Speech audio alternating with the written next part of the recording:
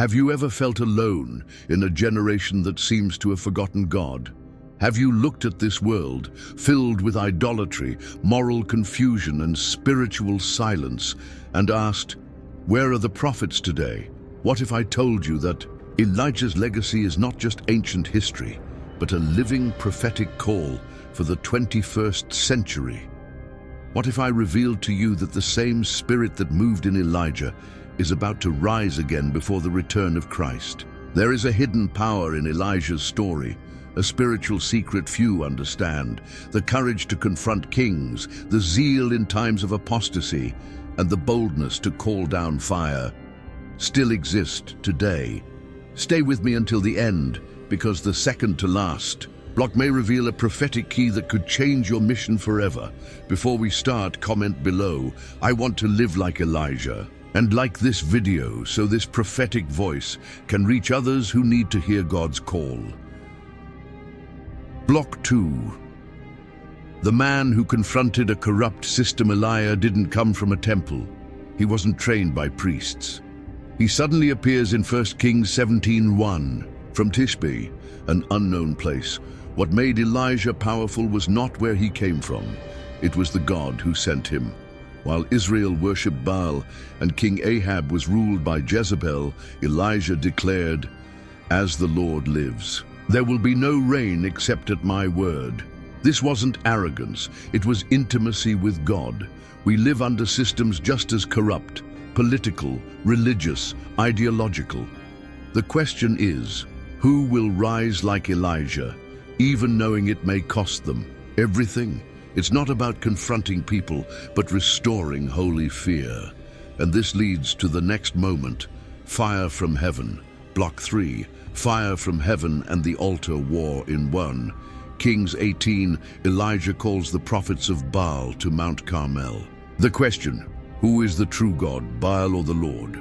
While the false prophets cry out without answer, Elijah rebuilds the altar and prays, "So they will know you are God. Answer me, Lord." And fire falls. But not just literal fire. It was glory, justice, and awakening. The people cried out, "The Lord is God." Today, altars have changed shape. Now they are fame, ideology, pleasure, pride.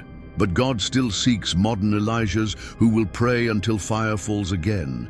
In churches, homes, hearts. Comment now, I want to rebuild the altar. And share this video. Someone needs to see that fire still falls. But there's a moment. Many ignore the cave. Block 4, the cave, depression, and the gentle whisper after the miracle and fire. Elijah runs.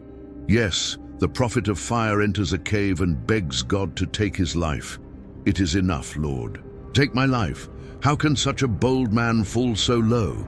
Because the weight of the calling, spiritual loneliness and warfare can crush even the strongest. Many modern Elijahs are in caves, tired, wounded by the church, broken by life. But God doesn't scream. He whispers. Not in the wind, not the quake, not the fire, but in a gentle voice. God restores Elijah and says something that shifts everything. Anoint Elisha in your place. The legacy must go on. Block 5. The prophetic legacy for the last days. Elijah's ministry didn't end in the cave. He anointed kings, trained a successor, and was taken up to heaven in a chariot of fire. But the most shocking truth? Malachi 4:5 prophesies Elijah will return before the day of the Lord. In Luke 1:17, the angel declares that John would come in the spirit and power of Elijah. So we understand, Elijah's spirit is not past, it's future, it's rising. 2025, God is calling for a prophetic generation to prepare the way, to confront sin, to restore hearts and altars. Elijah wasn't perfect, but he was faithful. Comment now, I want to live in the spirit of Elijah and declare, my generation will see the living God move. Conclusion. You are the voice. This generation needs. Elias is not just history. He is model, message, and prophecy. If you made it this far, you are part of those God is calling. comment, "The fire still falls," and show you're ready to walk in prophetic truth.